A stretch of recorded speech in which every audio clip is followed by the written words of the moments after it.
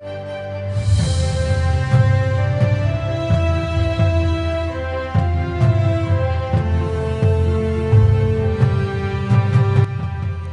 朋友，大家好，大家好，我是美国洛杉矶千之峰电视平台，现在你收看的是美国生活教育台。美国时代杂志《Time》在2011年的排行榜上面有一位 Temple Grandin 这个 doctor， 他称 Temple Grandin 为在这个一个排名项目是全世界100位最有影响力人类的其中一位。今天就是要来跟各位介绍 Dr. Temple Grandin 的演讲。Dr. Temple Grandin 呢，他所面临的挑战和成功的灿烂人生所拍成的电影叫做 Temple Grandin。这个电影呢，在第26届的那个 Emmy Award 得到2010年 HBO 最佳的Made for Television 这个电影奖。接着呢，在2011年在金球奖Golden Globes 得到最佳女主角奖。那继一个以前的电影叫《雨人》，大家还记得吗？叫《Rain Man》之后呢，自闭症又再度获得了世界的焦点关注。Dr. Temple Grandin 真是一个医学上的奇迹啊！这次呢 ，Dr. Temple Grandin 在3月7号飞到了北加州的一个小镇，叫做 Livermore 的一个 college， 叫做 Las Pastas College 做了场演讲。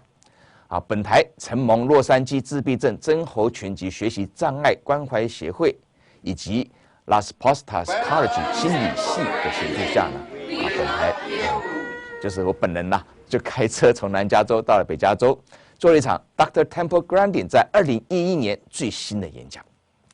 为了让我们的观众乡亲朋友更加了解 Dr. Temple Grandin 的演讲内容，我这边先将 Dr. Temple Grandin 的背景先说明一下。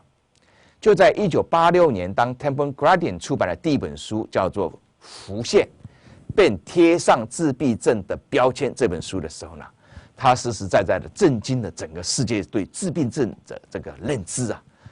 这是一位自闭症患者第一次将自己独特的一种经历和想法付诸于文字当中。直到这本书出版之前呢，许多的专家还有自闭症的家长，他们臆断只要被诊断为自闭症的这个患者呢，这个自闭症标签呢，将一直带着小孩子一直到成长到老死。据这个 Dr. Grandin 的说法呢，这种断言呢，对许多被诊断为自闭症的孩子来说呢，意味着什么？意味着伤感和遗憾的生活。就像他一样，他小时候就被这样子被贴成一个自闭症的患者。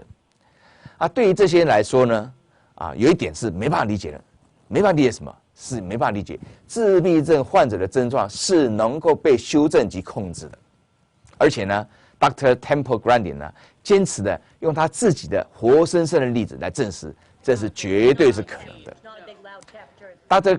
Temple Grandin 呢，在婴孩的时候呢，他就充分的表现出一种自闭症的症状譬如说拥抱他的时候呢，他会全身僵硬，他既不微笑也不大笑，他对那个触觉啦、味觉啦、嗅觉的感官啦过度敏感的问题这个非常的严重，尤其声音的刺激对他来讲尤其痛苦。所以我们知道自闭症小孩子有些大声的时候，他突然会大叫那个很多人不能理解为什么，因为为什么这样子？事实上，他们对声音的非常痛苦他穿那个衣服呢，就像我们平常人拿个粗糙的沙子在我们身上这样磨一样，这个衣服对他来讲就是粗糙沙子上磨，非常痛苦。那 Dr. Temple Grandin 他会吼叫，他会发怒，乱丢东西。他3岁的时候呢，仍然不会讲话，他看起来呢，好像是被封闭在自己的世界一样，而这个世界上是拒绝跟他人有往来的。于是呢，就有人建议他父母把他送到养父所去啦。Temple 的故事呢，到这没有结束哦。他的母亲为他专门留在家里，开始教养他，并帮助他在主流社区以及学校正常的生活。那正常的学校当然会拒绝这个小孩子啦。为什么？那个学校上课的时候突然会大叫，对不对？所以他真的还要去抗争这个正常学校对这个小孩子的这个待遇在他3岁的时候呢，Dr. Temple Grandin 呢，他就把安置在一个为孩童语言因为语言缺乏能力而设计一个矫正治疗学校。然而，这个教育计划呢，并不是为治疗自闭症的孩子而设立的。所以他4岁的时候呢，他奇迹的，他慢慢开始学会讲话虽然那个学校不是为了自闭症，但是帮忙还是有但5岁的时候呢，他就能在一般的幼稚园上课了。虽然他仍然受这个自闭症的这个症状所困扰，他不跟人相来往，而且呢很容易受到惊吓，但是呢 Temple 仍然顺利从高中毕业。这公然的藐视了专家的意见，是不是？然后呢，很奇迹哦，他在 Franklin 这个 Pierce 大学呢，他完成了学士学位，而且在 Arizona 的州立大学呢，完成动物科学的硕士学位，厉害吧？在1989年呢，他在 Illinois 大学完成动物科学的博士学位。各位乡亲、各位朋友，请记得，他是一位被医生诊断为自闭症的患者，他拿到博士学位，也难怪呢。这次演讲呢，他开头给我第一个震撼就是，不要相信医生的诊断结果，他的意思，自闭症是可以被矫正的，不是说就被判死刑一样。今天 ，Dr. Temple Grandin，他是一位教授，也是科学家，也是发明家，也是畅销书的作者。以及是一位世界上公认的自闭症症候群作者的领导性作者之一。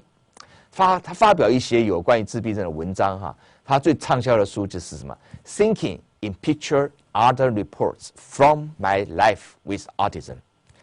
他这个观念呢，鼓励了很多人，并给予了自闭症的研究上一个新的方向，影响了相当多的人。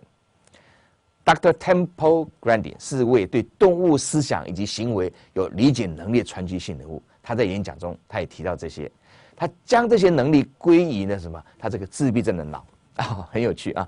在2005年呢，他出版了一个破纪录的畅销书，叫做《Animals in Translation》他猜测呢，自闭症能成为帮助了解动物的想法和感受的一种解码的工具对一位发明家和为动物的利益而努力的科学家而言呢，他发明的一种家畜管理场，改变了动物安养助手及动物的管理的工业。他是一位在全球范围很广泛的改善了动物福利所做贡献最多的人因为我们知道牛在被屠杀之前，突然给它打针做荷尔蒙治疗，它不是打针的时候，它的荷尔蒙会产生一种变化，肌肉会僵硬。他就设计了一个管理工具，让牛的这种走的方法呢，让他不觉得是走入刑场，所以被打针的时候也很舒服的，很快的被打针。所以呢，在最后那个肉质呢就完全不受影响。他就是利用他的脑筋去发想这个东西那为了让听障朋友能了解这个演讲呢，我呢尽量的将大会非常贴心的准备的手语一起也录进。当然了，这也牺牲了一些 Dr. Temple Grandin 的一些风采这点请大家见谅了那因为 PowerPoint 的关系有些摄影的色彩并不是太漂亮不过各位应该可以了解那 PowerPoint 的一些大致内容以下就请观众朋友们一起来学习 Dr. Temple Grandin 在2011年最新的演讲。 Great to be here tonight, and I got a lot of different things I want to talk about tonight. And autism is a very, very big spectrum, and it goes all the way from somebody who's going to remain nonverbal, all the way up to Einstein, who had no speech until age 3, to the people that run Silicon Valley. You wouldn't have any Silicon Valley if it wasn't for a little bit of autism genes. You see, you get a little bit of that. You get somebody who's kind of a geeky nerd. I was back to geeking out on all the stuff they got backstage here, like they got a pig on a thing that will fly across the stage. I hope nobody lets that loose. There's a stuffed pig hanging back there. I found spears. I found like Harry Potter brooms back there. I've been back there looking around all the, trying to figure out what plays they were doing, because that's kind of the geek side of me. But it's a very, very big spectrum. I cannot emphasize enough the importance of early educational intervention. By the time I was 2.5 years old, I was getting 20 or 30 hours a week of speech therapy. My mother hired a nanny, played constant turn-taking games with me and my sister. When I was 2.5 to 3 years old, I had all of the full-blown symptoms of autism. And the worst thing that you could do with a young autistic 2-year-old that's nonverbal, sitting in the corner rocking, is nothing. You got to get some people to work with that kid. And don't get all hung up on getting a diagnosis. It might, with all the funding cutbacks, it may be hard to get services, but you got to start working with a kid. Get some grandmothers, get some students, get somebody to get in there and just keep them engaged, playing little turn-taking games with them. And back in the 50s, and I was raised in the 50s, we did all kinds of things with Chinese checkers and with board games and things like that. Also, being a child of the 50s, there were some expectations for behavior, like table manners, that was enforced, saying please and thank you, had to sit through church. There were some things that I just had to do, and it was good discipline. But I also was allowed to have some free time where I could veg out and go back into autism. So I think I'll get started with a few slides here. And what I want to try to get you thinking about is different kinds of minds. You see, a little bit of the autism genetics gives you a brilliant head of Silicon Valley. I don't name any live people with Asperger's. You get too much autism and you've got a very, very severe handicap. Because you disconnect a few social circuits and then you get geek circuits. And geek circuits that do really interesting things like visual thinking, mathematics, stuff like that. Do not get hung up on diagnosis. Diagnosis is not precise. Mild autism, geek, nerd, successful businessman, head of Silicon Valley, they are the same thing. And I am saying that absolutely seriously. I'm not joking. And autism is a true continuum.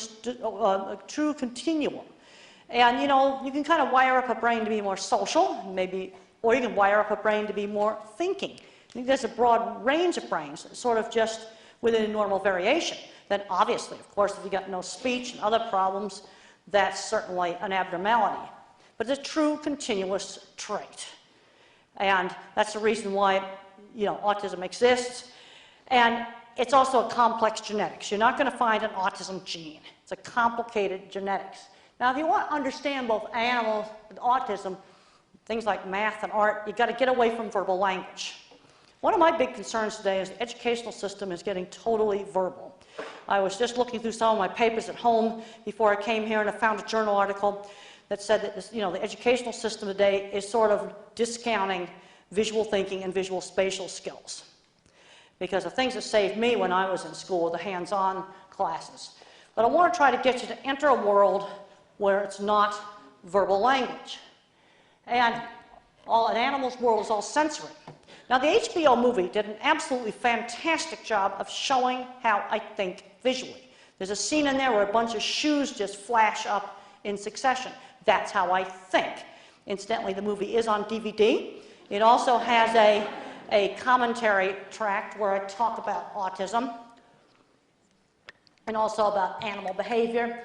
But I want to try to get you to enter a world that is not language-based. See, visual thinking is kind of a continuum. Some people are very visual, other people are not very visual. Now, thing is, there's a whole world of visual thinking and mathematical thinking that's hidden underneath language. When Van Gogh painted Starry Night, I don't think Van Gogh realized that he was painting statistical models of turbulence in this. I mean, Van Gogh doesn't know anything about mathematics, but he was putting mathematics into Starry Night. There's also a type of Alzheimer's that as the frontal cortex, that's the brain's executive function, and the language parts of the brain get wrecked, art talent comes out of somebody that was installing stereos in cars. Then eventually the brain gets totally trashed. But the visual thinking is kind of hidden underneath verbal language. Now, both the animal mind and my mind pay attention to details. This is a test of what's called looking at detail thinking versus gestalt. And the gestalt is looking at the whole.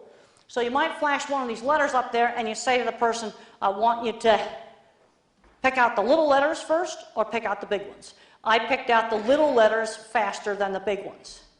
Details. But the thing is, we need to have people in this world interested in details. Because if the air traffic controller's not worried about details, there might be some plane wrecks. If somebody's building a bridge and they're not worried about details, you might have the bridge fall down. There's been research done at the University of Pittsburgh that shows that the normal mind drops out the details. And what I'm seeing today and all the mess we got with all the politics and everything else is we're getting more and more people in policy positions that have never had practical experience with things. Now, if you take a normal person and you put them in the brain scanner, in this study, they took a normal person, they took a person with Asperger's, this is really mild autism, and then somebody with more severe autism. And you put them in a scanner and have them read out of a book. And the autistic brain just gets the detail of the words. The Asperger brain gets both the syntax, the overall whole, and the details. But guess what happens to the normal person? The brain drops out the details. See, normal people being top-down thinkers tend to overgeneralize. So you get a lot of broad, abstract policies, and these abstract policies don't work out on the ground. And I'm seeing more and more problems with things getting more and more unrealistic because they don't have practical experience. I have found that on any issue, I don't care what it is, that things tend to get more radical when you have people that have no practical experience. We've got to be figuring things out from a practical standpoint. Now, in the early work that I did with livestock, I noticed when cattle were moving through the handling facilities that sometimes the animals would refuse to move through the facility. And in this particular place here, the cattle did not want to go into this veterinary facility. And the feed yard thought, well, we're going to have to tear up this whole facility and just replace it. You know what was wrong is you got the flag there waving. And the flag has rapid movement, high contrast of light and dark, and it makes a real scary, scary noise. Why didn't people see the flag? It's right there, but they're not seeing it. And when I first started, in the early 70s, it was a real radical idea to look at what cattle were seeing. I said, well, look, they don't want to go by that coat that's on the fence. They're balking at a reflection. There's a rope hanging across it. They can see a shiny reflection off a car bumper. People were not noticing this detail, so they were just jamming the cattle through the chute. Look at how the animal is looking right at that blob of sunlight. I want to try to get you to be observant. Another thing you've got to look at very carefully when you're working with kids with autism is, do I have a behavior problem or a biological problem? And one of the problems you can have in autism is sensory oversensitivity. Like I've had parents say, why is the child sticking his fingers in his ears? He's sticking his fingers in his ears because that school bell is hurting his ears. When I was a little girl and the school bell went off, it was like a dentist drill hitting a nerve. Now another child may hate fluorescent lights because they can see the flicker of fluorescent lights. Another child may be having problems with the detergent aisle in the supermarket because of smelling all the strong smells. And there are some kids, if you take them in a big supermarket, they're just screaming and yelling because they feel like they're inside the speaker at the rock concert. And all of these sensory problems get worse when the kid gets tired. My speech teacher would slowly enunciate hard consonant sounds. So you go in and you have a hearing test. There is a difference between auditory detail and auditory threshold. Auditory threshold is the ability to hear very faint sounds. Auditory detail is the ability to hear the hard consonants. When I was a little kid and I would say like ball, I'd go bah, because I was not hearing the L's. So my speech teacher would enunciate and say cat, cuppa, ball, and then enunciate so I would hear the detail. And some individuals that remain nonverbal, when they try to speak, they're just saying vowels because that's all they're hearing. And then there are some individuals where hearing will cut in and out like a bad mobile phone, especially when they're tired. Now I'd get down there in the chutes and see what the animals are seeing, and on a sunny day, look at all the shadows you got. On a cloudy day, you don't have the shadows. They can see people through the side of the chute. If they're really wild cattle, they're not going to want to walk up there. If they're tame cattle, they would walk up there. The important thing I want to get across here is observing for sensory detail. And I'm always getting asked in my work, do the cows know they're going to get slaughtered? I get asked that question all the time. And when I first started my career, I had to figure out if the cows knew they got slaughtered. So I'd go over to the Swift plant, and then I'd go out to the feed yard and watch the cattle go up the chute. And they behaved the same way in both places. If they knew they were going to get slaughtered, they should be a lot wilder at the slaughter plant. What they were afraid of was the dark, seeing a reflection, seeing people up ahead, seeing a piece of plastic moving. And if you get rid of those things they're afraid of, then they would walk right up the chute. Now look here how the zebra and the horse have an ear on each other. I want to get you observant. I want to try to get you to enter a world without language. You're working with some of these kids that have problems. They don't think in language. There's a lot of different labels out there: autism, Asperger's, which is mild autism. You get attention deficit disorder. Sometimes that gets mixed up with mild autism. There's also problems where people just have sensory processing problems. Like visual system has got problems where they can see the flicker of fluorescent lights, sound sensitivity. This is something that needs to have a lot more research. Now, this is a picture that a young man sent to me to show how he thinks with movies in his head. That is exactly how I think. And the movie did an absolutely great job of showing that. The HBO movie is very accurate from the standpoint of showing visual thinking, showing sensory problems, showing anxiety, and the geek side of me really likes the fact that they duplicated all my projects exactly. And there's a scene in the movie where they got all my drawings on the conference room table, and those are my actual real drawings. That was a real drawing, a real job that was on that conference room table. Now, I learned that my thinking was different. When I wrote Thinking in Pictures back in the mid-90s, I started interviewing people about how they think. And I was shocked to learn that not everybody was a visual thinker like me. And I'm really interested in this whole idea of different kinds of minds. See, one of the things about the autism spectrum is they tend to have uneven skills. They're going to be good at one thing, and they're going to be bad at something else. And we need to be working on building up the area of strength and thinking about what's this kid going to do when he grows up. I'm a big believer in teaching job skills young. When I was 13 years old, I did a little sewing job. When I was 15 years old, I took care of 9 horses. Also, when I was 15 years old, I built the gate that was shown in the HBO movie. I built that optical illusion room when I was about 16. You know, I was getting a lot of work experiences. Well, I asked people, think about a church steeple. How does it come into your mind? And I was shocked to find out that most people saw this generalized, generic steeple. I only see specific ones. You know, like in the movie, the word shoe is said, and a bunch of shoes came up in rapid succession. You know, when I think about a shoe, I see specific shoes. You know, if I said, do you think about your own house, your own car, most people are going to see their own house or car.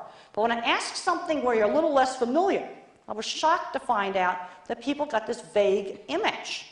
Now neuroscientists know that this is coming out of the association cortex rather than out of the primary picture files. I see only specific ones, and they kind of flash up into my mind just like this. They just come up like this. Now, if I stop on any of these pictures, then I can go, oh, you want to put some snow on it? Would you like to have a thunderstorm?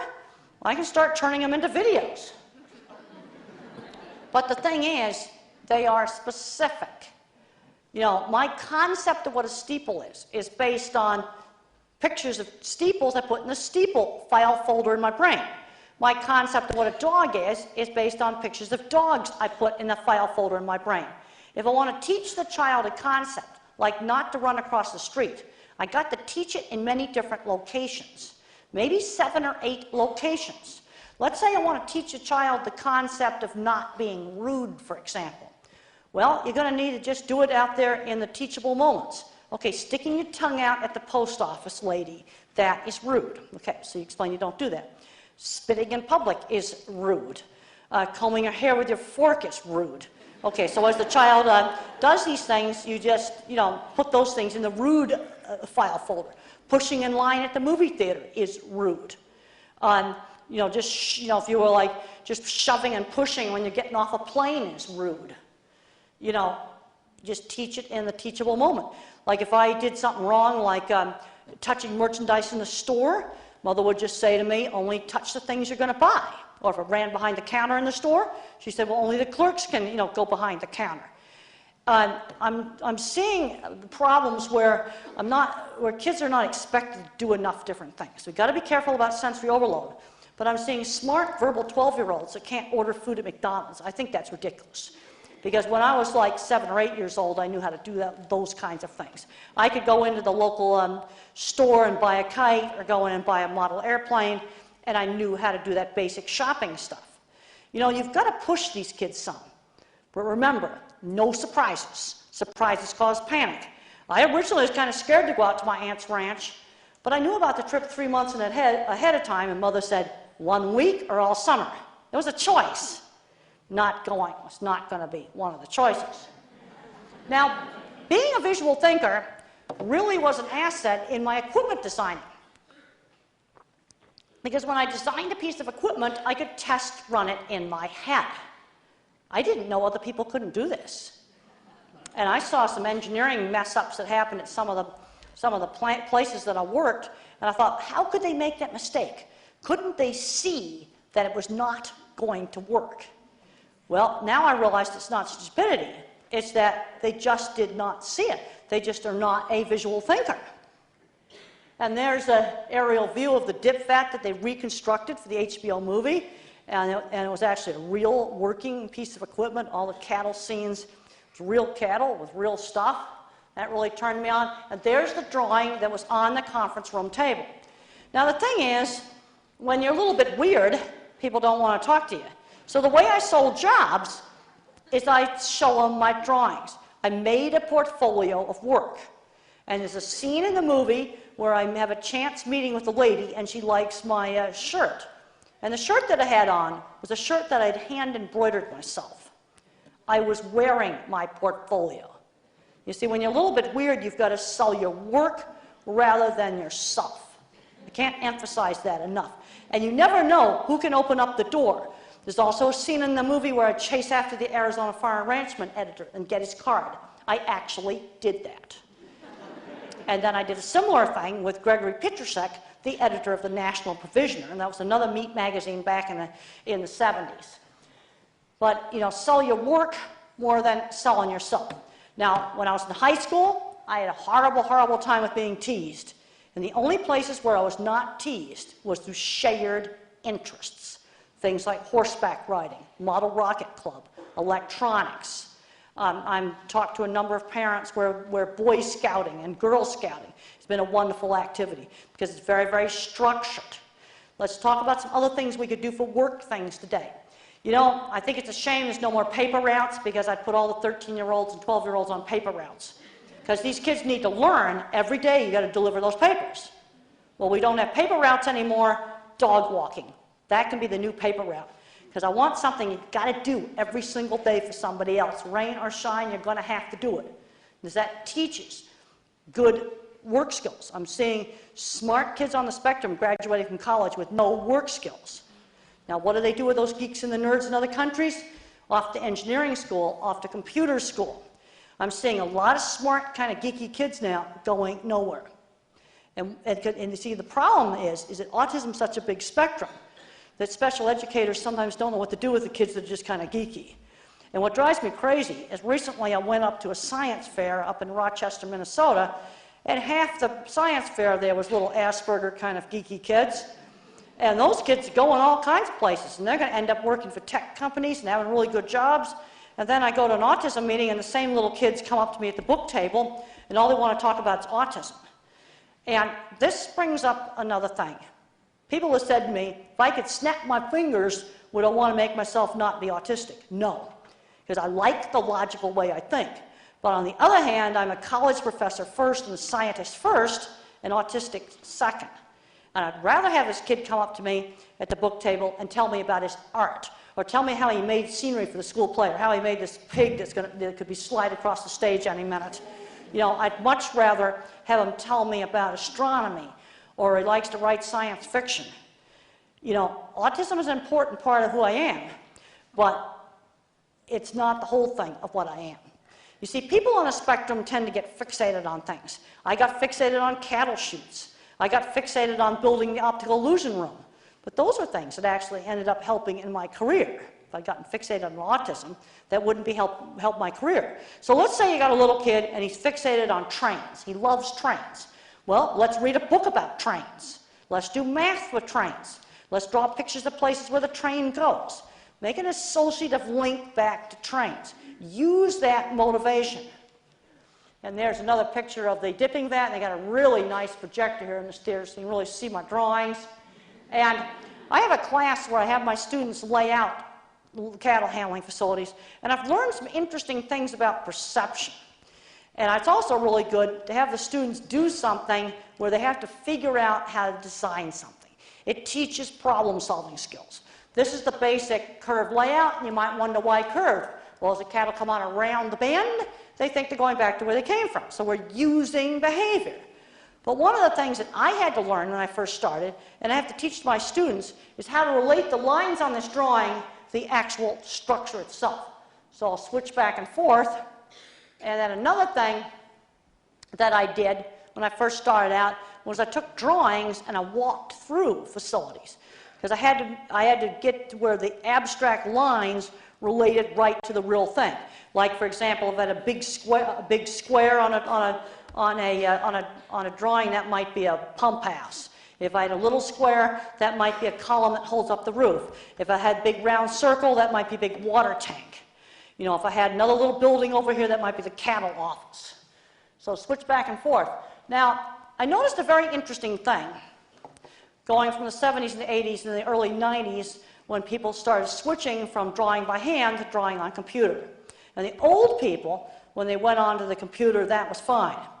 But I saw some really weird things happen with drawings. When some of the young 20-year-olds just went onto the computer, they'd never built anything, and they'd never drawn anything by hand. And I started getting drawings, and I got this from every major company that I worked with strange mistakes on them. Like they don't know where the center of a circle is, because they've never used a compass. They don't realize they're drawing 25-foot-long gates that couldn't possibly work. They weren't drawing all the steps that should be in a ramp. They were making perceptual mistakes. And every time I found these kind of mistakes, I found out the person had never drawn by hand and they'd never built anything. And I'm very, very concerned about today, I mean, taking all the hands-on things out of the schools. I think it's a gigantic mistake, huge, gigantic mistake, because, you know, these kind of problems didn't happen before. And I think hands-on things teach problem solving. Like when I was a little kid, we'd like build tree houses and build forts. And doing these sort of things, you just got to figure stuff out and learn how to do it.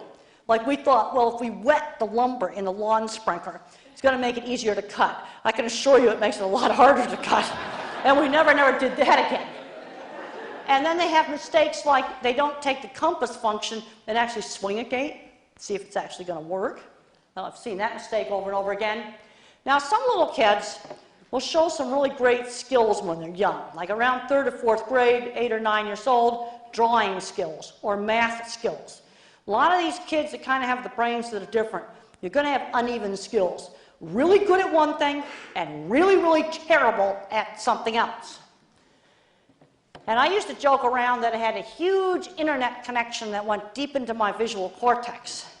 And this is tensor imaging that measures the very, very, very large connections. And it turns out, yeah, I got a big internet trunk line going all the way back to the primary visual cortex. And when I got these pictures, I kind of go, wow. And then they took another picture like right up here, and that was really super big. You know, mainline internet connection, you know, and then some other research that was done. My entorhinal cortex was enlarged, and that's part of the brain's graphics card. Now, the movie did a great job of showing how anxious I was. Well, my fear center was enlarged. And I've been on antidepressant medication for 30 years.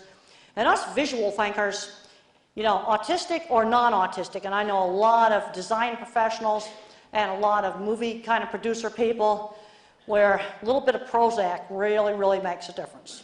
Just a little bit. Because it damps down the horrendous anxiety. And in my book, Thinking in Pictures, I've got a whole section on medication in there, and I'm absolutely appalled at the amount of powerful drugs given out to 5-year-olds like candy. It is just appalling. Now, there is a place to use medication in a careful, conservative way. And the movie shows me before I went on medication in my early 30s. And a little tiny dose of antidepressant can sometimes really make a big difference. And the trick with people on the spectrum is little tiny doses. The mistake that's made is much too high a dose. Let's say you take a drug like Prozac and you start to get agitation and insomnia. The dose is too high. Then you got to cut it back. Now, another kind of mind is what I call the pattern thinker. I'm a photorealistic visual thinker. But another mind, and this is not mine, thinks in patterns. It's a more abstract visual thinker. And there's been research with PET scans and other brain scans to show that the visual thinker like me and the pattern thinker, it actually uses slightly different parts of the brain. But this is much more mathematical. And to give you a glimpse into a mind that's not mine, I found this picture of this praying mantis is extreme origami. That praying mantis is made out of a single sheet of folded paper. There's no Scotch tape and no cuts were made in the paper. And what you see in the background is the folding pattern. It's not my mind, but it's the mind of the programmer, the mind of the engineer. This is probably the most important slide that I've got tonight. To really illustrate the concept of different kinds of minds. I am a photorealistic visual thinker. Absolutely could not do algebra because it's too abstract. And one of the mistakes that was made with me was we didn't go to geometry, because I'm finding an awful lot of students that cannot do algebra, but they can do geometry. Now the verbal thinkers are going to say algebra is a prerequisite for geometry. Not if you're a geometry thinker. There's a book called Perfect Rigor about a famous mathematician. And in the very beginning of that book, they said there's two ways of thinking about math. There's the algebraic equation, like a squared plus b squared equals c squared, or you can do it with a diagram, where you take a right triangle, and then you put squares on each side of it, and that is a figure that means that same equation. That's the pattern way of doing it. And the pattern people often have trouble with algebra. There are brilliant mathematicians that can hardly do algebra, but they're doing just great in geometry, trig, and calculus. I think it's hard for people to realize that there are different kinds of minds. And the pattern thinker kids often have a lot of problems with reading. So the kid may need to be 5 grades ahead in math, but he may need tutoring in reading. See, it's uneven skills. And then another mind is the verbal fact mind. This kid's not a visual thinker. He knows everything about his favorite baseball team or movies or whatever, basketball, whatever his favorite thing is. These kids are just sort of so-so at math, and they are not visual thinkers. And then there's other people where they are more of an auditory thinker, where hearing is their best sense. They learn best through auditory, where I learn best through seeing. And then some kids are going to learn to read with phonics and others with sight words. The bottom line is we want to make sure we get them reading. Now, the thing about the different kinds of minds is that they complement each other. You need both kinds of minds. The visual thinkers can do work like industrial design. That's what I do. But you still have to have engineers to figure out some of the steel stresses and stuff on some of the stuff I've designed. You take a product like the iPod music player. A fine arts major designed the whole idea of how that works. The engineers had to figure out how to make it work. So the artist kind of gives the user experience. Engineers do the innards. And it's really important that they work together, because on the iPhone 4, they didn't work together quite as well.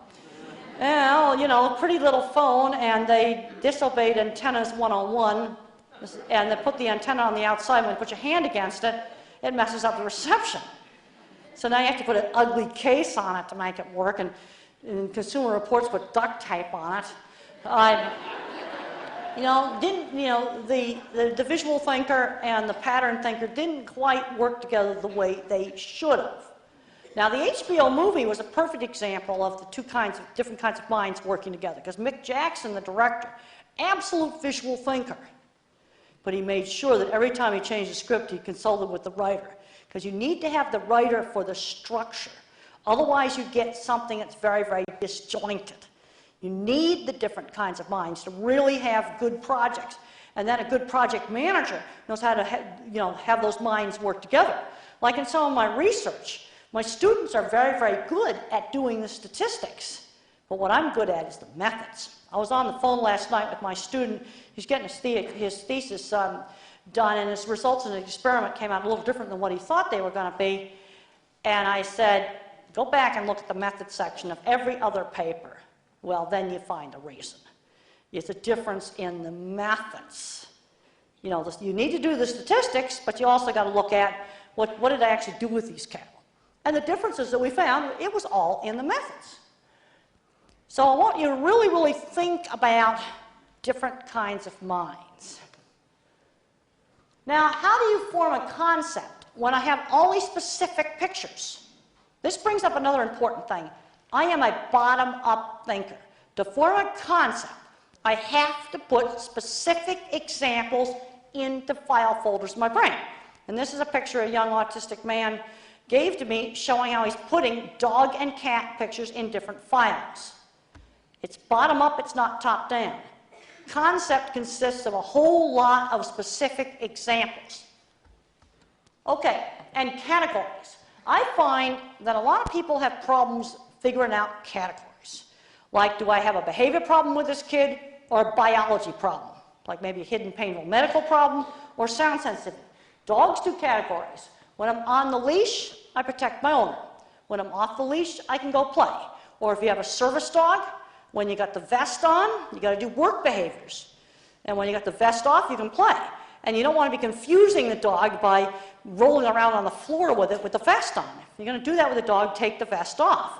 Don't confuse it. It needs to have clear categories. But I find that a lot of people, when they're trying to troubleshoot something, have a hard time categorizing, like I find with my cattle stuff. Like, go out to this plant, is there some kind of problem there? Is it a people problem, or is it an equipment problem? I find people seem to have a very difficult time saying equipment problem versus people problem. How about categories? I was just reading a Fortune article about British Petroleum, and they were so proud of the fact that they'd cut down slips and falls and people, knocking their head on a pipe or something in their oil rigs. You know, their personal safety had gone way up. So, yeah, they managed to prevent all the little accidents, but they forgot about process safety. Like, 3 broken parts on the blowout preventer, the whole rig explodes, that's maybe a little more important than putting a lid on your coffee cup so you don't fall down the brake run. They didn't quite have their categories right. Now, animals make categories. I'll just give you another example of that. A horse will differentiate between a man on my back or a man on the ground. Cattle do the same thing. Cattle that are accustomed to being worked on horseback may be really, really tame. You can get right up close to them. But you walk out there on foot, they scatter. You see a man on the horse, a man on the ground, that's 2 different things. Now, you can train them to tolerate both. Or you can have a horse that's been abused by a rider. He's going to buck and kick when you try to ride him. But then, when you work with him on the ground, he's fine. Like doing shoeing or veterinary work.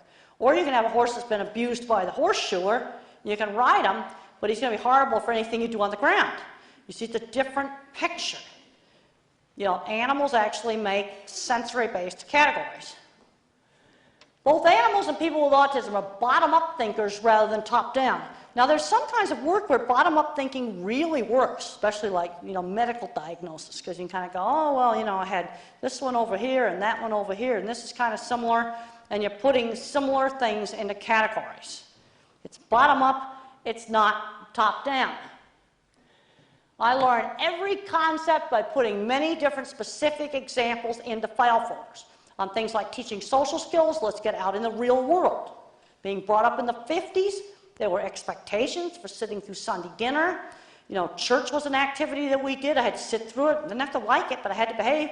And I had to, put on these horrid little straw hats. I hated awful stockings and garter belts and all these awful clothes they had back then. And, be on time and do it. I was allowed to have some downtime after lunch where I could, twirl things and, veg out in my room. But there were some expectations for behavior. But on the other hand, you can't force a kid into sensory overload. There are some where they can't tolerate going in the big supermarket. And one of the ways to help a child to tolerate maybe the school bell or the smoke alarm is if the child initiates the dreaded sound. He turns it on himself. Maybe just for half a second, then gradually get where he can tolerate more and more of it. Now, let's give some other examples of teaching using specifics. Let's say I want to teach about the word up. A kite's up in the air. I walk up the stairs. I go up a hill, up in the attic, lift up a cup. I got to teach him with all these specific examples. Because if I just talked about going up the stairs, he's going to think up only applies to going upstairs. I got to teach up. Plane goes up in the air. I drove a car up the hill. These are things that you can just teach out in the world. We need to be doing a lot more teachable moments. Like if I was sitting at Sunday dinner and I reached across the table for the mashed potatoes, Mother would say, ask your sister to pass it. If I chewed with my mouth open, Mother would say, get your mouth closed. I find a lot of little kids on the spectrum come up to me at meetings and they don't know how to shake hands. Nobody has showed them how to shake hands. They put a dead fish out there, or they put the left hand out there. I just take the kid's hand and I just show them how to shake hands.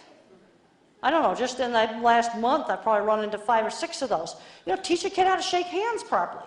That's not hard. You see, I think today's looser society is hurting some of these kids. You know, I remember one time I went out with a dad and his kid, we stop at a gas station and this kid like goes in the store and he throws candy on the floor. I wouldn't have been allowed to do that. The thing I thought was interesting is he never tried to touch the gas pump. Parents had reflexively stopped that because that's so dangerous. But throw candy on the floor in the store? Yeah, he was doing that. Teaching math. You got to teach them that math concepts apply to many different objects. It applies to small objects, big objects, food, dogs, houses. I can have 2 houses, 2 cars, 2 pennies, 2 bottle caps, 2 pens. Teach subtraction. Here I got 5 pieces of candy and I eat 2. Well, I got 3 left. That's subtraction. Teach fractions. Like when, let's say you get a pizza. Use a teachable moment. We're going to cut the pizza up into pieces. We cut an apple up into pieces. That's teaching fractions. Okay, I've got this bottle of water and I drank once more of it. Well, now I've drank 1/4 of the bottle of water. That's teaching proportion. You know, use those teachable moments. You know, I think there's too much of teaching social skills in a vacuum. No, it was just done in the teachable moments. And the thing is, you know, if I did something out in the neighborhood, you know, the other parents, you know, they would tell my mother. Like one day I rolled around on the floor in the little post office candy store, and Dino, who runs the candy store post office, called up my mother. And, I was in trouble for that. Not okay. Well, also another thing, you can sometimes get a kid or an animal that just seems to be afraid of something for no reason. Like a kid doesn't want to go into this classroom anymore, or he won't go into this particular room because maybe last week a mic fed back and went, ee, or the smoke alarm had gone off. Now he just sees a smoke alarm and he's afraid of it. Well, animals can get similar things. Here's a horse that was deathly afraid of black cowboy hats. He'd been abused by a guy wearing a black hat. White hat had no effect. See, it's very specific. If I put the hat down on the ground, you know, it was still scary, but then as I lifted the hat up, and I got it closer and closer and closer and closer to my head, the more scary the hat got. You know, we've got different kinds of minds. We've got to, like, help them all to work together.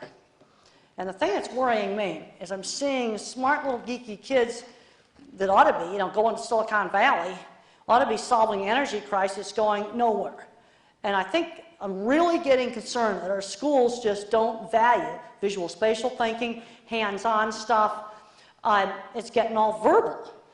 And the thing is kids, if you work math and reading and stuff into the hands-on stuff, kids are probably going to do better on the tests.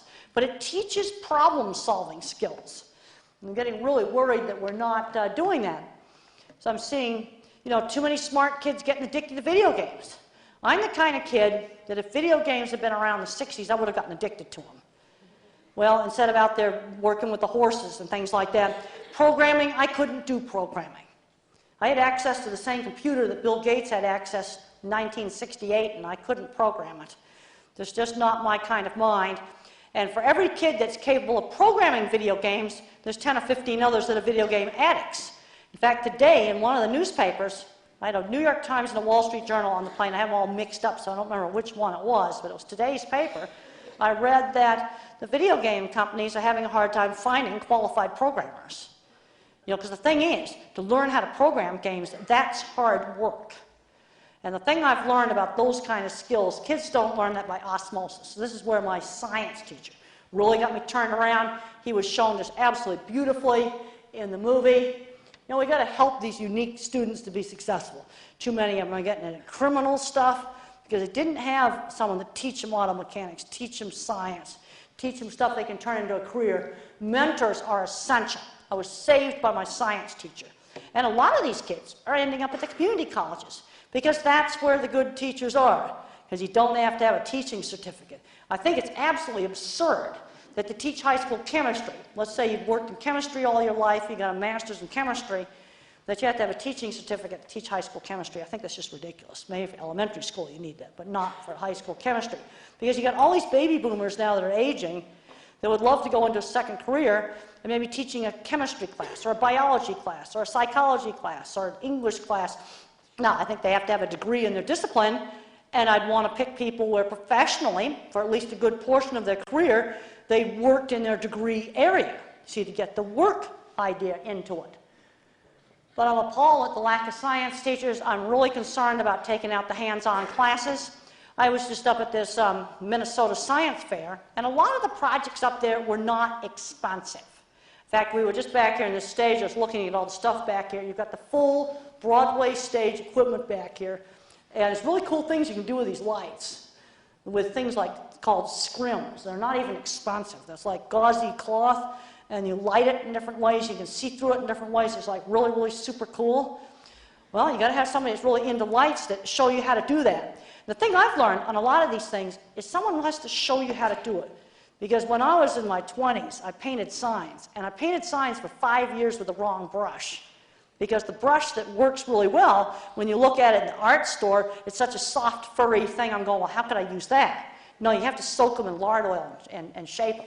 Somebody has to show you that, or you have to read it in a book.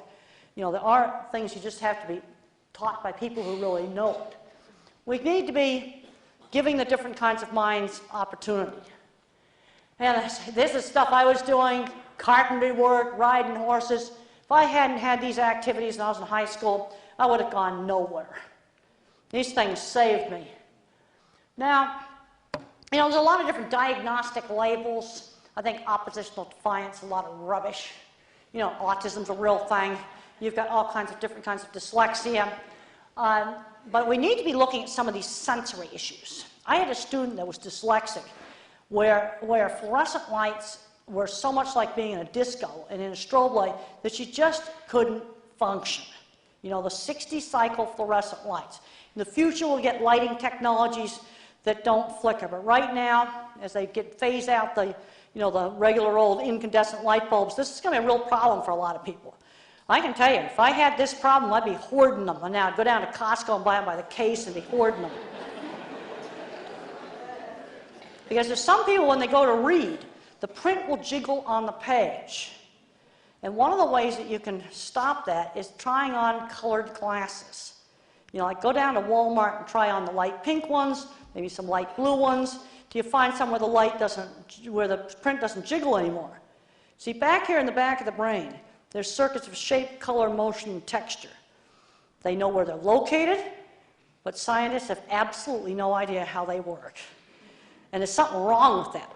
Because I talked to a guy where a hockey puck had hit him in the back of the head right here, right in the visual cortex, and he got that same problem and busted up the systems that make the graphics file go together.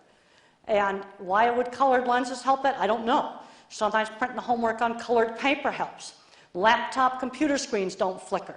iPads are probably okay, but some computer screens flicker and are just unusable. There's a little kid putting his hands over his ears. I already talked some about sound sensitivity.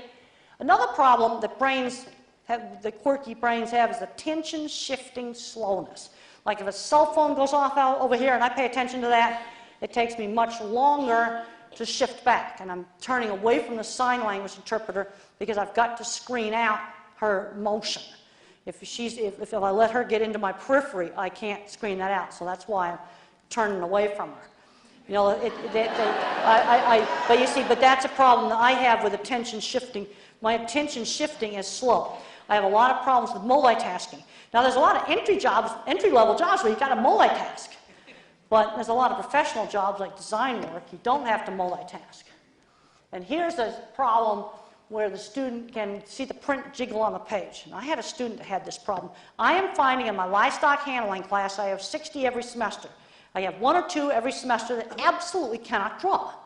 If I ask them to make a line, and then I want 3 half circles along that line, they can't do it. It's and I said, what are you seeing? And they said they're seeing waves in between the lines. You know, and they certainly aren't going to be a visual thinker if they have that problem. That just shows some of my books. What I want to do right now is, I mentioned the Developing Talents. That is my employment book. And we need to be getting a lot more into teaching people work skills. And I was a goofball student when I was in high school. High school was a terrible time for me in terms of teasing, but I was getting a lot of work skills. I had worked out my aunt's ranch. I actually built the gate that's shown in the movie. It worked just like it was shown in the movie. I was 15 years old. I was taking care of 9 horses. When I was in college, I was doing an internship at a research lab. I'm seeing smart guys graduate from college and they haven't done any work stuff. I think that's absolutely ridiculous. You know, sometimes these kids are coddled too much. You can't push somebody into sensory overload stuff that they can't tolerate. And the other thing is no surprises. But you've got to always push a bit. You've got to get these kids out and show them interesting stuff. If I hadn't seen the optical illusion room in that movie, I wouldn't have made the optical illusion room. And that was very accurately shown. In fact, the original Bell Labs movie that I saw in the 60s, they showed in the HBO movie. But if you don't show kids interesting stuff, then they don't get interested in interesting stuff. But you always got to push some. And I'm seeing too many of these kids, you know, down in the basement. They're now 25, 30 years old, and they're down in the basement playing video games, and they're on welfare. No. And we've got to, I'll just end up and say, and one little geek gets to go to Silicon Valley, and another little geek goes to Hollywood, and another little geek ends up in the basement on Social Security, and they're all the same geeks. And I have a lot of problems with that. And I notice that as I travel around the world. One of the problems we have with autism is at one end of the spectrum you get brilliant people that could be brilliant scientists, engineers, artists. And at the other end of the spectrum you got people that if you get the right training, they could do a simple job, they could cook, they could do daily living skills. And if you don't do any training with them, they won't even be able to get dressed by themselves. Autism is a very broad spectrum. And a little bit of the genetics, it gives you Silicon Valley. It gives you computers. It gives you all kinds of things. And I think I'll just end right there, and then we're going to open up for some questions. They're supposed to have some mics that rove around. And I want to thank everybody for coming, and then we'll do some questions.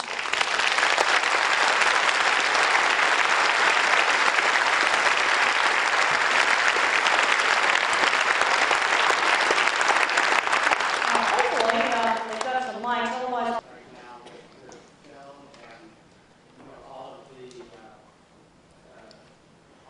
okay, the question was, how am I handling all the celebrity status? I consider it a big responsibility. And, you know, I'll never get a fat head or anything like that. It's a responsibility. I try to answer all the mail. I feel it's a responsibility to give people practical, common sense advice. And just to answer one other question that I get asked all the time in autism. People are always looking for a magic turning point, a magic breakthrough. There's not. It's a slow learning more and more and more and more as I put more and more data into the database. Okay, I'm going to pick some. Okay, I can't. Maybe we can get the mic so everybody can hear. Here we go. I was wondering because.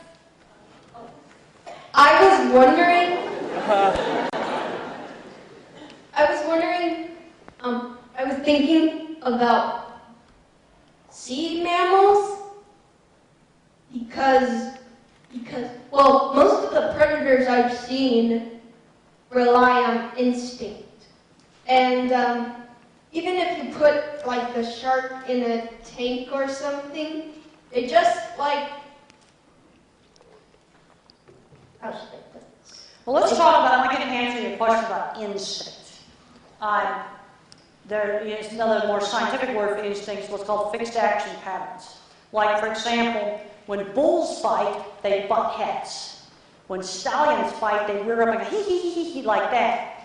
Now, it's both aggression, but the instinct is the pattern in which it fights. Bulls butt heads, and horses rear up and strike. Another instinct is prey drive. You know, rapid movement. It makes a predatory animal like dogs and wolves, it makes them chase. And it tends to make horses and cattle run away. That would be instinct. But an animal's not just all instinct, because wolves wouldn't be able to hunt if they couldn't plan. You know, they have to figure out how to catch the prey. That requires some planning and thinking. So an animal's not just all instinct. Well,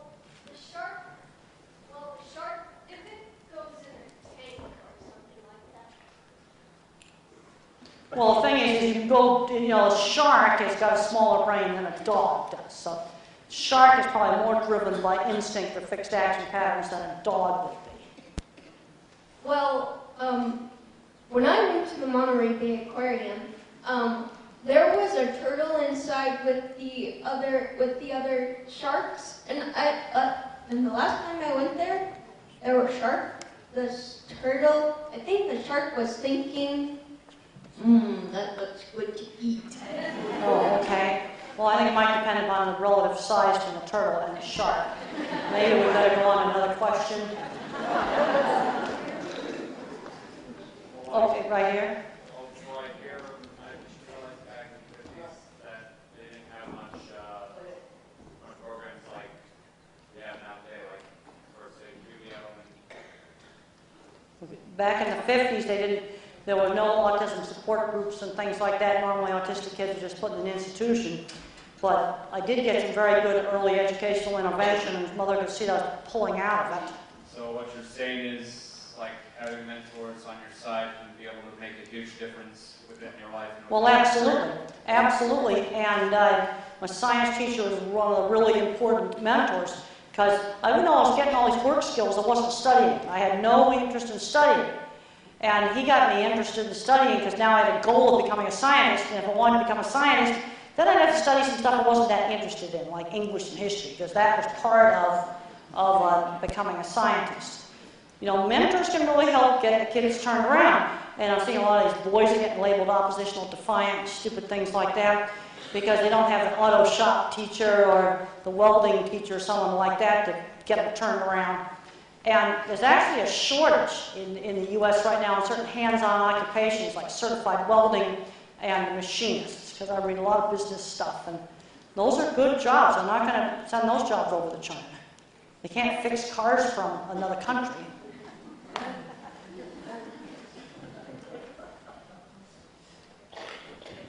Okay, right down here. Developing talents. Does it talk mainly about developing the talents of an autistic child, or are we talking about a whole population? Because you can see that that's true even in normal. Well, it's true in normal kids too. There's a lot of the different kinds of, quirky kinds of minds. Let's just back up here, look back and list all these labels. There's a lot of different labels. And the thing that you got to realize about these labels is the behavioral profiles. These are not accurate diagnoses like diagnosing tuberculosis, where you either have tuberculosis or you don't have tuberculosis, or you have hepatitis or you don't have it. And they basically are behavioral profiles. And half the time, the directions on how to apply the behavioral profile aren't even done correctly. Right now with DMS-5, they're fighting over, getting rid of the Asperger's and merging that into autism. What I have found in brains that are a bit different, and they're some of the most creative people, they tend to be uneven skills. When they end up getting the label, like there's a lot of guys that end up in prison and in trouble with the law, and a lot of them are really good artists. And they ought to be going to a career in art. Nobody, kind of moved them that way. I think there needs to be a lot more in looking at when kids get to middle school, what are they going to do when they grow up, and training them so they get good jobs using their skills.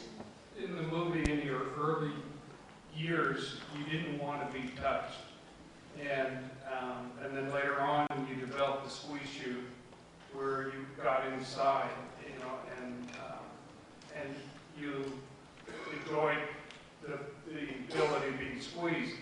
Now, later on, do you now enjoy being hugged? Oh, I like being hugged now. You see, this is where you can desensitize some of these things.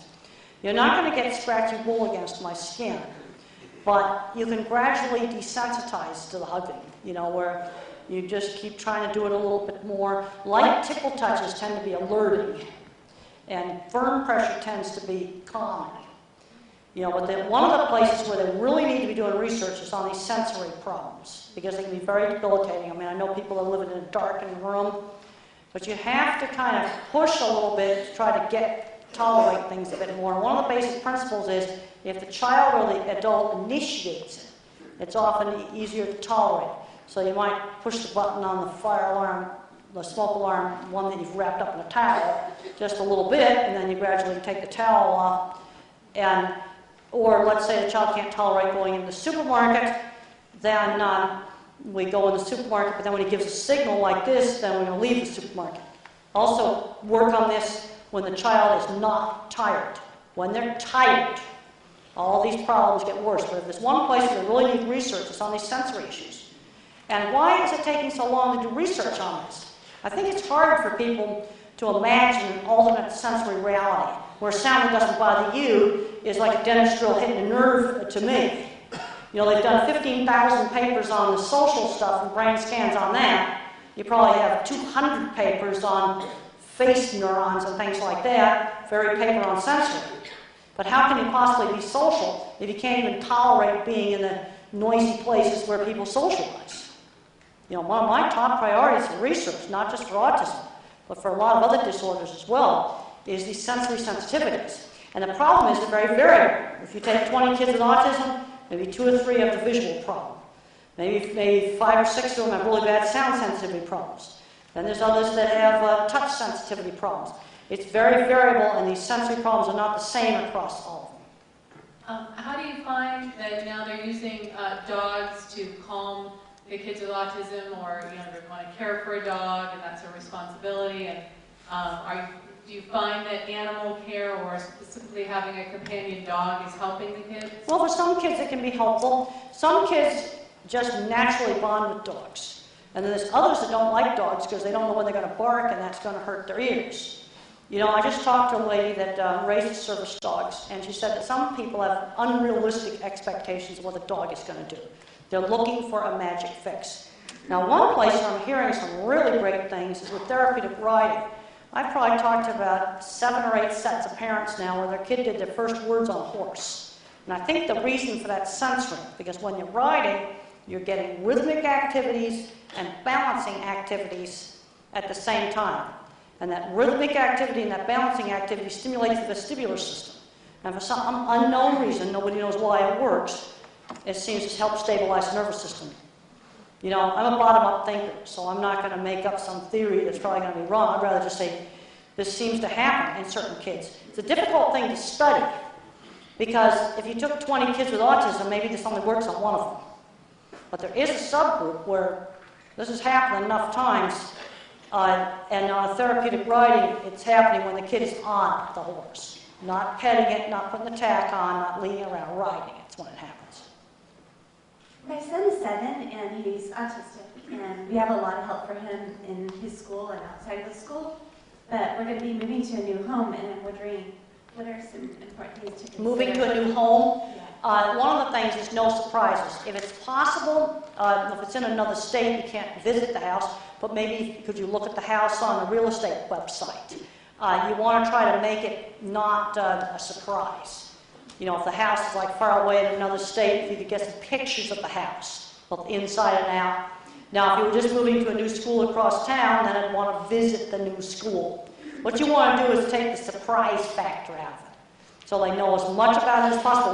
Like what's his new school going to look like that he's going to go to? So I want to get some pictures of his new school. What's his new classroom going to look like? You know, contact the school and get them to email you some pictures. That's going to help make this less scary. You want to take the surprise element out. Now, when designing a home, we'll have kind of a blank slate. How would you design? Well, the thing is your child one that's bothered by fluorescent lighting? You can get special electronic fluorescent lighting that's a higher frequency. If you can, I'd be forwarding the light bulbs now at Costco. No, I'm serious about that. Some kids that have visual problems don't like a lot of stripes and kind of contrasty stuff. I loved stripes. When I earned some money in my little sewing job, I went out and I bought these hideous striped shirts that my mother really hated because I liked the stripes. I liked visual stimulating things. Where another kid would hate those shirts because the stripes would all be vibrating. So this is where it's variable. And if I was, in general, in designing a school, I'd want to get rid of the 60 cycle, electricity fluorescent lights. That's the thing that I'd want to get rid of, if possible. And if you're stuck with that, then you can put a 100-watt light next to the desk. New lighting technologies are going to come in because this fluorescent light problem probably bothers up to 10% of it, 5 to 10% of the public. I mean, it is going to have to be addressed. But until it is addressed, it's going to be probably the single worst thing, that you could have in a school. There's some kids where lots of decorations on the wall is just great. You see, you got to figure out what kind of kid you have. Sometimes some of them are very sensitive to a lot of glues that are used in carpets and glues used in plywood and things like that, and some are not. But the most important thing is I get lots of pictures of the school, the house, any friends you might already know in the new town, get pictures of them. Let the kid talk to them on the phone, maybe even on a Skype or something where they can see them. So in other words, you want to get as much of the surprise element out as possible. Okay? I can't see up there. Yep. Yeah, I can see it now. I wanted to go back to your example of the steeple. Yep. You think of specific steeples. I think of specific steeples, that's right. Do you have trouble recognizing cartoons or pictograms, things that are very abstract line drawings? Well, I can understand what those are. Where it's just a few little lines and that's a guy's face, or a few little lines and it's a dog or something. Yeah, I can understand those. Okay. I was curious about that. Yeah, I can understand those, and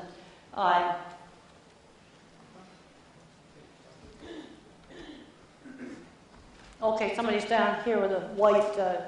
Well, maybe you can just tell me if you can make it really short, and I'll repeat it. Yeah, I'm a speech pathologist, and I'm working with kids in the school district with autism. And lately, I've been seeing that a lot of the kids who have that diagnosis are using more negative language. What do you mean by negative language? Lots of dark language. They're talking about death and. So you're saying there's a lot of kids that are talking about death and things like that? All right, the first thing you want to look at, if they're talking about kind of bad stuff like that, is has a kid been abused? Is he coming out of an abusive background? Then the other thing I'd want to try to do is try to get away from that sort of stuff. Try to get him interested in other things. If the kid's a visual thinker, let's get him to do pictures of stuff that's nicer stuff. If the kid's got mechanically inclined, maybe get interested in auto mechanics. Try to get them interested in other things, get them off those subjects. But I have seen some cases where they write a lot of bad pictures and things, and the kid's been abused. So you've got to rule that out, or at least try to find out what's going on. Okay, right here.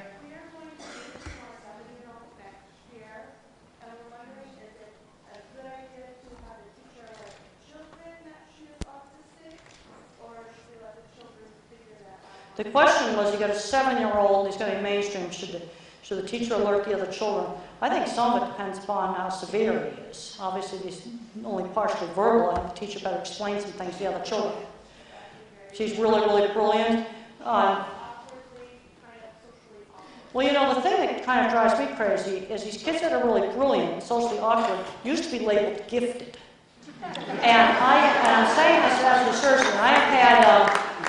I have had parents come up to me and they got a kid, a 10-year-old boy with an IQ of 150, and they want to put him on Social Security because he's socially awkward, and the kid's brilliant. Now, I had to learn some things like learning not to tell people off, but get the kid involved in things where there's shared interest. When I was 7 years old, I'd go fly kites with other kids. I was very good at building and making kites. And other people thought that was fun, or making airplanes, different kinds of airplanes that would fly and things like that. When I was in high school, shared interests. When I was in college, I kind of had some social breakthroughs when I was in the school talent show. Get the kid involved in things like band, drama. Some of these awkward kids are really great at stage stuff because you got to always just act in the play. You got to act in the play. That's what you do. I think a lot of things you got to kind of just sort of see how things are going. Then you get into the whole issue of disclose or not disclose. I never disclosed anything except for specific needs, like I couldn't stand the noise or I don't want to multitask. I don't walk up to people that don't know and say, well, I tell them I have autism. I might tell them, well, I have a little hearing problem and let's go outside because I don't hear well in this background noise. I just tell about the specific thing. Yep. Dr. Grandin, what is your thoughts on children who script constantly? What do you mean by script? Be specific. They're talking to themselves. Oh, talking to themselves? And you have a real difficulty in breaking through. I mean, we were doing some behavioral approaches, but, you know, what's with that? I used to talk to myself, tell stories to myself, and I had times where I was allowed to do it. Like at night in my room, you know, I think, you know, there's times I was allowed to do that. Other times, like dinner table, we were not going to have any stimming or any, you know, twirling the fork up around in the air, anything like that. But then after lunch, I could have an hour to myself where I could do that stuff. Okay, So I compartmentalize it, you know, because some of that kind of stuff, you know, is calming. But there's certain places we actually don't allow it. Dinner table, classroom, church, we don't allow it there. We have a question up here. I've noticed a lot for current education, the way they process stuff is standardized tests. A lot of it is you have to pass the SAT or the STAR test. Do you feel that hinders, like do you feel that's currently hindering our education system in the way that teachers teach students, in the way that, like you said, certain ones are taught, you know, and are better at math, or is better at English, but because we have set that bar at a certain standard, do you believe that's holding? Well, I think that you know, teachers need to get more creative on teaching the kids math, because what I've heard isn't so much a problem with the tests, but not being very creative in how math is taught. Because I just talked to some teachers that run a real hands-on kind of classes, and they use the international test, and the kids are at the 95th percentile on the international test, not some watered-down state test. So I don't think it's so much the tests are a problem. You know, making people do endless drills, I don't think is the way to teach kids how to pass tests. First of all, they got to know how to read. I've been a professor now for 21 years. I've also talked to a lot of my colleagues. And in the last 10 years, I'm seeing a lot more problems with lousy writing skills. I'm not talking about handwriting. You know, critical thinking, you know, composing a paragraph. I just was reading an article in the paper that the business community is getting really fed up with the business schools because, you know, students coming out of business schools don't know how to write, how to put their thoughts together, and think critically. Okay, you go on the internet, what's rubbish and what's the good stuff on the internet? I've solved a lot of my own health problems by looking up stuff on Dr. Google, but there's also a lot of garbage there, people selling all kinds of garbage you don't want. You've got to sort that out from the good stuff, and I think there's a great need for teaching critical thinking skills, writing skills. See, when I was in elementary school, and I was a bad student, you know, you'd write a little composition about your Christmas vacation, and then the teacher would red mark it up, and then I had to correct it. I did that in college. That's how you learn how to write. Someone's got to copy edit your work and then make you correct it. But I think we're not doing enough of that sort of stuff. Just learning how to write. Got a question over here. Because I was a horrible student in high school, but by the time I was in 9th grade and I goofed all around in high school, I could write better than some of the kids we're seeing today. And then I just read in the paper that community colleges are spending huge amounts of time just teaching kids basic math and writing.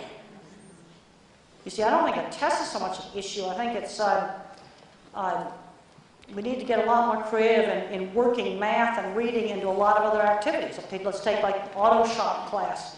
Well, if you want to understand all computer systems and they've got these cars, I think you're going to have to be able to read to do that and work math into these things. You know, I just found out that algebra can be used to calculate flows in hydraulic systems. Well, that's a subject I'm really interested in because it involves cat squeeze chutes. Well, maybe I might have learned some algebra that way. But I certainly couldn't learn it the abstract way.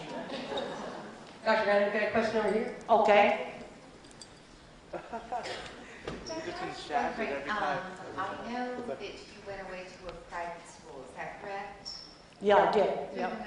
And I'm wondering, nothing against public? What I have found in the whole public and private thing, so much depends so much on a particular school and a particular situation.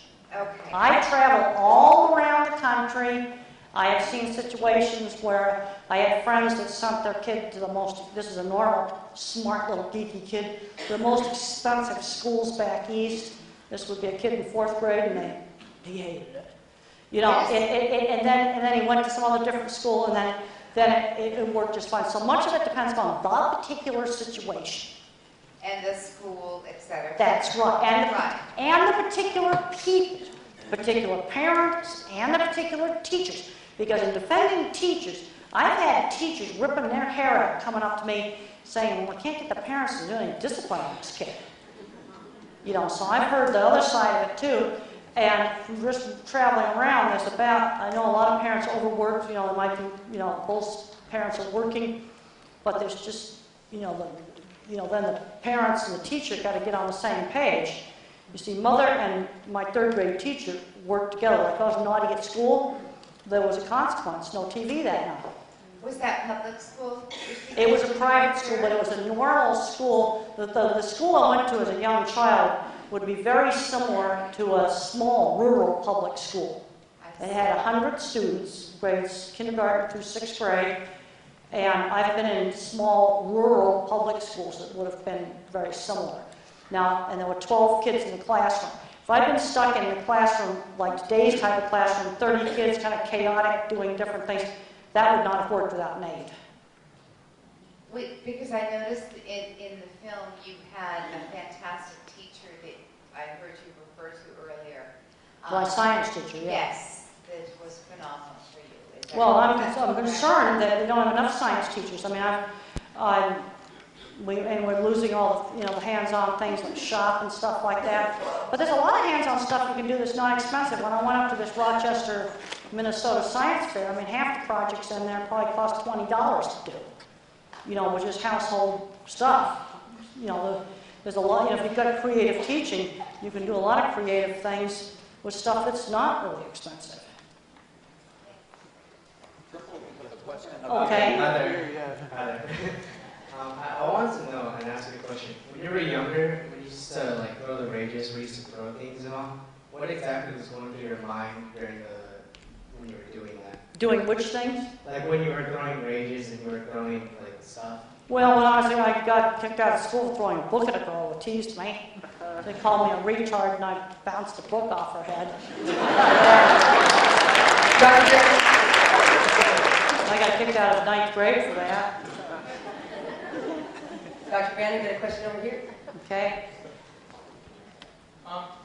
What would you think about, how the media and like movies, they portray people with the disorders, learning disabilities, they portray them in such a negative way. Do you think that's kind of affected how people think of people with learning disabilities? They think of them as sort of like someone who is not normal in society? We're going to have to start showing what we can do.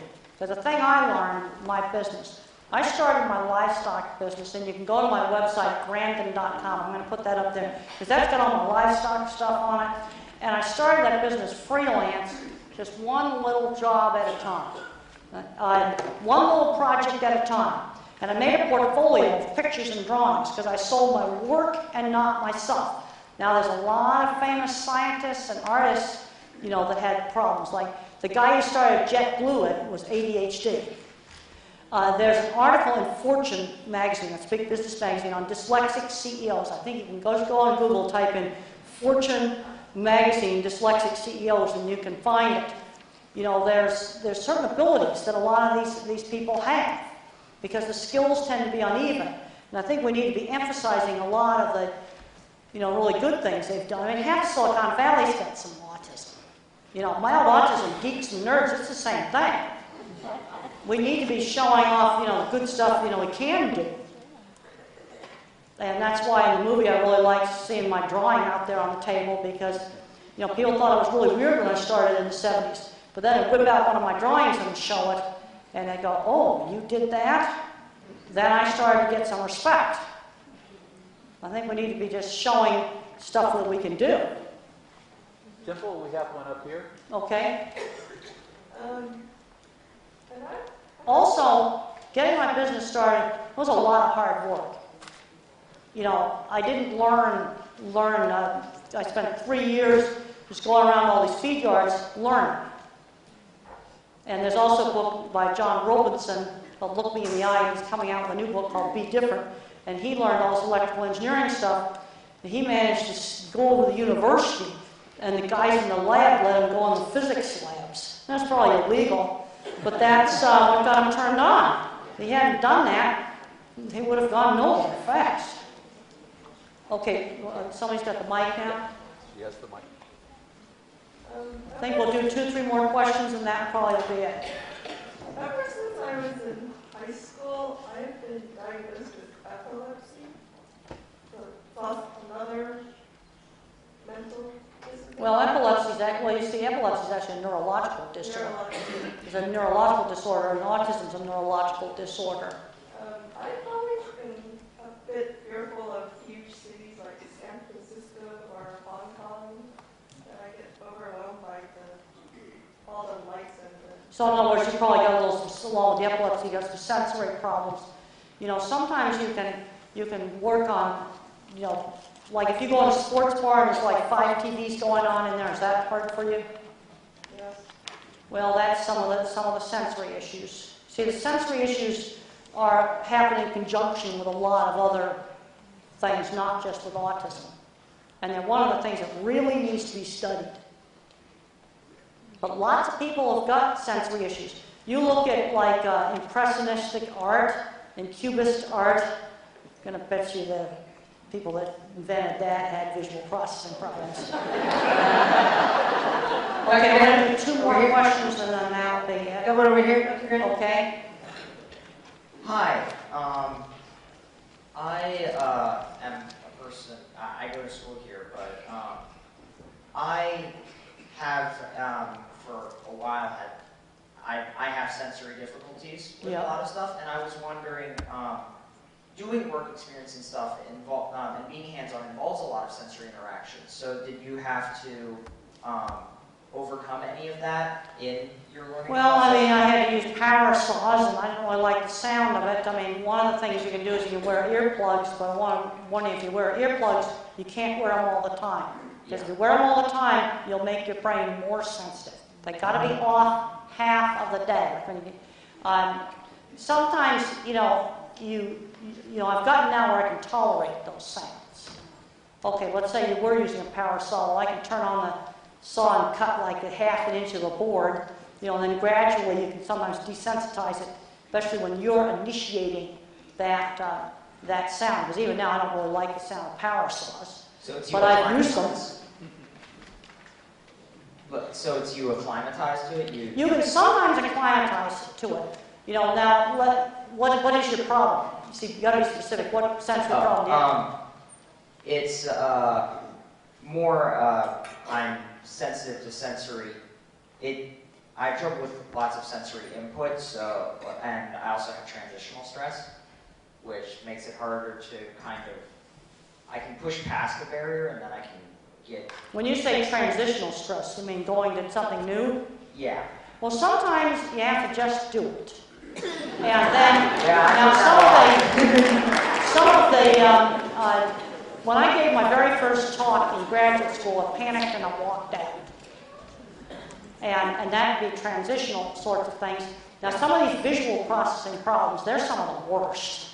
Because I've seen people where they absolutely don't seem to habituate to fluorescent lights. Where some of the sound sensitivity, you can sometimes habituate to some of that.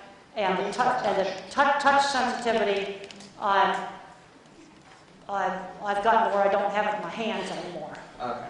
I got my hands are desensitized. I still have it on my legs, but I wear soft things against my legs. See, one of the things you got to look at, what is the specific problem, and what is the thing that you want to do? What are you good at doing? I'm good at thinking and being creative.